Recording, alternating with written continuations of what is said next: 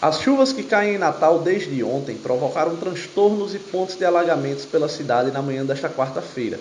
Além disso, as precipitações também alteraram a programação de turistas que pretendiam curtir o sol e as praias da capital potiguar. De acordo com a Climatempo, apesar da grande quantidade de chuva que já caiu hoje na cidade, a expectativa é que o tempo continue fechado e com precipitações durante todo o dia. Para amanhã, a previsão é de mais chuvas na capital, com precipitações que podem chegar aos 28 milímetros.